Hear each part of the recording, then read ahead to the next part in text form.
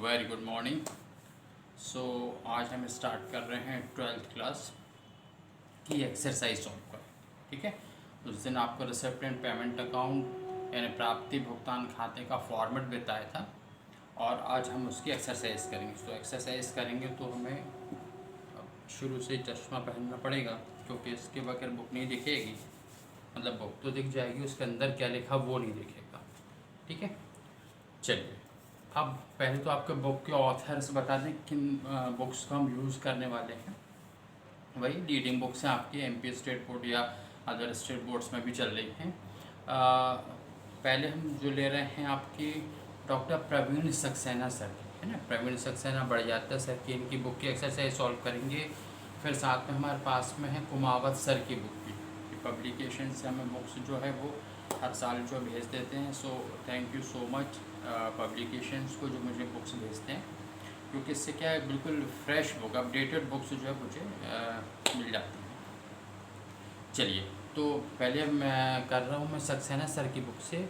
ये एक्सरसाइज का first question है, हिंदी वर्जन की बुक पे है, पेज नंबर 46। ये इंग्लिश वर्जन की बुक आप रखे हुए तो पेज नंबर 43 एक्सरसाइज का फर्स्ट क्वेश्चन है। क्वेश्चन सिमिलर है, ठीक है।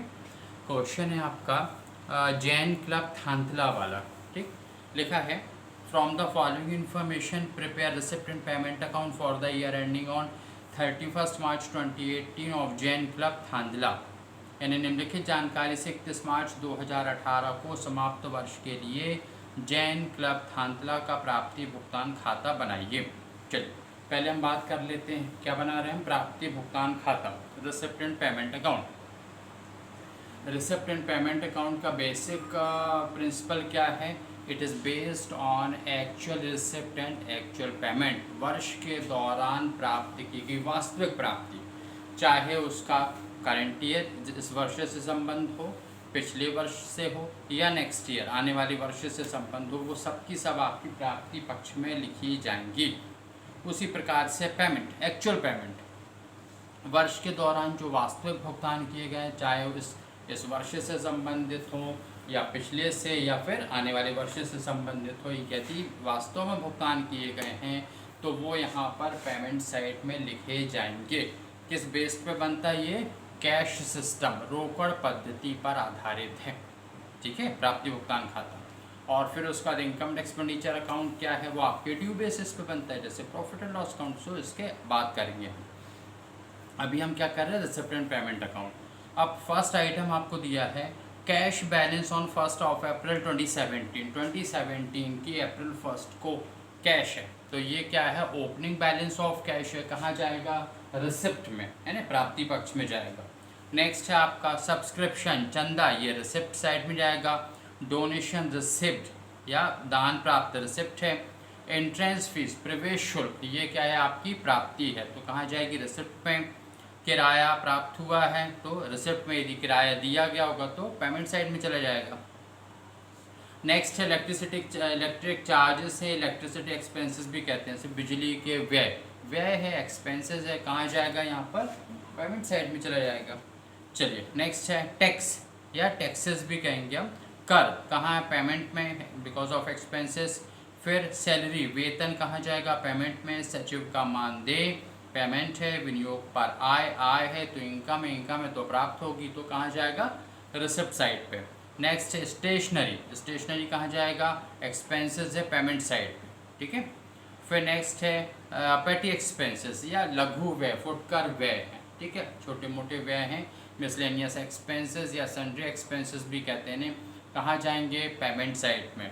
नेक्स्ट है आपका इंश्योरेंस प्रीमियम है, बीमा का प्रीमियम है, तो ये पेमेंट साइड में जाएगा बिकॉज ऑफ एक्सपेंसेस, क्योंकि ये व्यय हैं। चलिए तो हम शुरू करते हैं इसको। देखिए, और स्केल का भी उपयोग करेंगे हम। हाँ, अब क्या है, नाम क्या है क्लब का? जैन क्लब थांतला। ठीक है, चलिए तो ये हो गया आपका। टॉप पे हम क्या लिख देंगे? जैन क्लब थांदला। ठीक है, फिर क्या बना रहे हैं हम? तो हम बना रहे हैं प्राप्ति भुगतान खाता, तो रिसिप्ट्स एंड पेमेंट्स अकाउंट। ठीक है, प्राप्ति भुगतान खाता। किस वर्ष के लिए, तो for the year ending on, किस वर्ष का है, 31 मार्च 2018 का, 31 मार्च 2018 का। क्लियर है। हिंदी में आप क्या लिखेंगे, हिंदी में आप लिखेंगे ऊपर जैन क्लब थांदला, ये तो हिंदी में भी वैसे ही लिखेंगे आप, है ना, जैन क्लब थांदला। फिर उसके बाद में क्या लिखा आपने, प्राप्ति भुगतान खाता। फिर ये for the year ending on है, तो इसे जो है हम हिंदी में शुरुआत कहाँ से लिखेंगे, 31 मार्च 2018 को समाप्त वर्ष के लिए। और फिर आप कोशिश करें कि स्केल से ही आप लाइन खींचें, क्योंकि एग्ज़ाम में भी आपको बिल्कुल यही, वहाँ किसी प्रकार खतरों से नहीं खेलना है कि हाथ से आपने बना ली, भले चाहे आपकी हाथ से कितनी सीधी लाइनें क्यों ना बनती थी। ठीक है, चलिए। हालांकि आपको बोर्ड पे थोड़ा कहीं ठीक ना दिख रहा हो तो उसको समझ लें कि ठीक है। अब उसके बाद में ये क्या रहेंगे हमारे रिसिप्ट्स के, और फिर है पार्टिकुलर्स ऑफ रिसिप्ट भी कहते हैं इसको, फिर पेमेंट साइड है, और ये आपका अमाउंट का कॉलम। ठीक है, चलिए इसे हम यहीं रख देते हैं। अब इसको थोड़ा सा डिफरेंट इंक से भर दें आप, लेकिन सिमिलर पेन से लिखेंगे। हाँ, ये है आपका रिसिप्ट्स, प्राप्तियाँ। फिर क्या लिखेंगे हम यहाँ पे, राशि, अमाउंट। फिर यहाँ क्या लिखेंगे, पेमेंट्स, भुगतान। फिर क्या लिखना है यहाँ पे, अमाउंट। क्लियर है। जनरली इधर डेबिट क्रेडिट वगैरह नहीं लिखा जाता। आप चाहे तो ये रिसिप्ट को यहाँ पे भी लिख सकते हैं, रिसिप्ट यहाँ लिख दिया, पेमेंट वहाँ लिखा। जब रिसिप्ट और पेमेंट वहाँ लिखेंगे तो फिर यहाँ क्या लिखेंगे, यहाँ लिख देंगे आप विवरण या पर्टिकुलर, वहाँ भी आप विवरण लिखें। तो ये विवरण लिख दिया, यहाँ पेमेंट लिख दिया, यहाँ रिसिप्ट लिख दिया, यानी प्राप्ति भुगतान। या फिर आप डायरेक्टली ऐसा लिख सकते हैं, प्राप्तियाँ लिख दो, भुगतान लिख दो, राशि। ठीक है, चलिए अब हम स्टार्ट करते हैं। सबसे पहले हमारे पास में है ओपनिंग बैलेंस है, तो क्या लिखते हैं हम टॉप पर, टू बैलेंस BD। क्या हमारे पास में cash in hand, cash at bank तो है नहीं, so how much it is, ₹880, 880 रुपये। तो ये 880 रुपये लिख दिए। नेक्स्ट क्या है, सब्सक्रिप्शन, चंदा। प्राप्ति है तो आप प्राप्ति एक के बाद एक आइटम लिख दी। हाँ, आप इसको क्लासीफाई मत कीजिएगा कि वो कैपिटल नेचर के अलग लिख रहे हैं, रेवेन्यू नेचर के अलग। ठीक है, क्योंकि वो मीनिंग वही है उसकी, आप जैसे जैसे क्वेश्चन में दिए गए उस तरह से आप सॉल्व करेंगे उसको। फिर क्या है, सब्सक्रिप्शन। अच्छा, हिंदी में लिख रहे हैं तो इसको यहाँ पे क्या लिख सकते हैं, शेष BD, इस तरह से भी। रोकड़ हस्ते या कैश इन हैंड, हस्तस्थ रोकड़। फिर है टू सब्सक्रिप्शंस या चंदे की राशि। सब्सक्रिप्शंस कितना है, 7520, सो 7520। नेक्स्ट है आपके पास में डोनेशन, सो डोनेशन। ठीक है, डोनेशन कितना है, 1600, 1600 रुपये, यह आ गया। नेक्स्ट है एंट्रेंस फीस। नेक्स्ट क्या है, प्रवेश शुल्क, एंट्रेंस फीस। वो कितनी है, 860, 860 रुपये। ठीक है, यह आ गया। फिर है किराया प्राप्त हुआ, रेंट रिसिप्ट, तो टू रेंट रिसिप्ट, किराया प्राप्त हुआ, कितना, 1050, 1050। नेक्स्ट है फिर बिजली के व्यय, तो यहाँ पे क्या लिख देंगे हम, बाय इलेक्ट्रिक चार्जेस या इलेक्ट्रिसिटी एक्सपेंसेस भी कहते हैं। हाँ, विद्युत व्यय, सो कितने हैं वो आपके 680, ये लिख दिया 680। The next one is income, electricity के हो गया। फिर उसके बाद में है टैक्स, टैक्स कितना है 100, तो लिख देंगे आप बाय टैक्स कितना 100। नेक्स्ट टैक्स के बाद में है salary, so by salary, salary कितनी है 4300, तो ये लिख दिया हमने 4300। The next one is honorarium to secretary, honorarium बस लिखते हैं यहाँ पे से 500, सो बाय HONORARIUM, मानदेय कितना है ये 500, ये लिख दिया हमने 500। द नेक्स्ट वन, फिर सचिव को मानदेय के विनियोग पर आए, ये 590, ये तो रिसिप्ट है आपकी। आइटम वाइज आप चलेंगे भाई, हाँ, कि जो आइटम आपके पास फॉर्मेट याद रखना है कि रिसिप्ट में क्या और पेमेंट में क्या है। तो क्या है to income on investment, income on investment कितना है 590, तो income on investment it is ₹590, 590 रुपये। द नेक्स्ट स्टेशनरी है, स्टेशनरी कितना है 70 रुपीज़ है, so by stationery, stationery clear है, ये आ गया 70 रुपीज़ आ गया। नेक्स्ट है पैटी एक्सपेंसेस है, पैटी एक्सपेंसेस है ना फुटकर वे sundry expenses, petty expenses, petty expenses कितने 180, ये लिख दिया हमने 180। द नेक्स्ट इंश्योरेंस प्रीमियम, तो हम क्या लिख देंगे बाय इंश्योरेंस प्रीमियम, बीमा प्रीमियम, ठीक है। बीमा प्रीमियम है आपके पास में 60 रुपीज़, हालांकि इतना कम नहीं होगा कि आप 60 रुपये प्रीमियम दे रहे हो, लेकिन हमने कहा ना कि ये कैलकुलेशन इजी करने के लिए आपको दिया जाता है। आई थिंक सब आइटम हो चुके हैं, कुछ बाकी तो नहीं रहा। चलिए अब आप क्या करेंगे टोटल, एक बार फिर से देखें। टॉप पे क्या लिखा आपने, Jain club Thandla receipt and payment account है for the year ending on 31 March 2018। Jain club Thandla प्राप्ति भुगतान खाता, जब हिंदी में आप लिख रहे हैं तो शुरुआत यहाँ से करके 31 मार्च 2018 को समाप्त वर्ष के लिए, क्लियर है ये।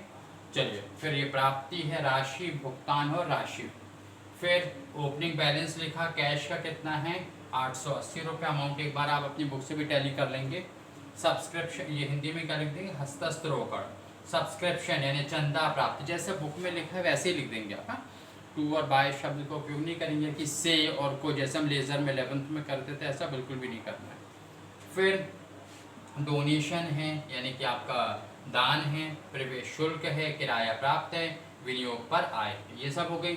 पेमेंट में क्या है, तो पेमेंट में विद्युत व्यय है, कर यानी टैक्स है, सैलरी वेतन है, सचिव को मानदेय, आप मानदेय बस भी लिख सकते हैं, थोड़ा लिखना चाहते हो तो बाय ऑनरेरियम टू सेक्रेटरी लिख दो, ठीक है, यदि टाइम हो आपके पास तो वहाँ एग्जामिनेशन हॉल में। तो स्टेशनरी है, लेखन सामग्री है, स्टेशनरी में ई आएगा, हाँ। फिर पेटी एक्सपेंसेस है, तो फुटकर व्यय है, और इंश्योरेंस प्रीमियम यानी बीमा का प्रीमियम, प्रीमियम को जो रहता है वो प्रब्याजी भी कहते हैं, लेकिन आप क्या लिखेंगे प्रीमियम लिख देंगे। वैसे तो बीमा को यदि देखा जाए, सर ने कहा था ना कि बैंक के लिए क्या शब्द का प्रयोग करते हैं अधिकोष, तो बीमा के लिए प्रयोग किया जाता है आगो, फर्नीचर के लिए उपस्कर, तो जैसा लिखा वैसे लिख देंगे, यहाँ आगोप लिखने की आवश्यकता नहीं, आप क्या लिख देंगे बीमा प्रीमियम, ठीक है। चलिए अब हमने क्या किया इसको कि रिसिप्ट का टोटल करेंगे। जनरली क्या होगा आपका, रिसिप्ट ही ज़्यादा होगा पेमेंट कम, या फिर दोनों बराबर होंगे। हाँ, यदि कैशियर बैंक की फैसिलिटीज़ भी है तो ओवरड्राफ्ट भी हो सकता है। तो ओवरड्राफ्ट यानी पेमेंट ज़्यादा और रिसिप्ट कम, तो फिर ओवरड्राफ्ट को बाय बैलेंस BD इधर लिखा जाता है। सो बहुत रेयरली क्वेश्चन ऐसे होंगे कि जिसमें ओवरड्राफ्ट वाला क्वेश्चन हो। यदि ओवरड्राफ्ट होता बैंक का तो जैसे हमने लिखा ना टू बैलेंस BD, यहाँ पर ओवरड्राफ्ट रहेगा तो हम यहाँ लिखेंगे बाय बैलेंस BD। ठीक है, आ रहा समझ में? चलिए, अब हमने टोटल किया। सो कहाँ का करेंगे, पहले हम रिसिप्ट का 8807520 1600 860 1050 और 590। ठीक है, 12500 है। फिर उसके बाद माइनस कर रहे हैं हम 680 100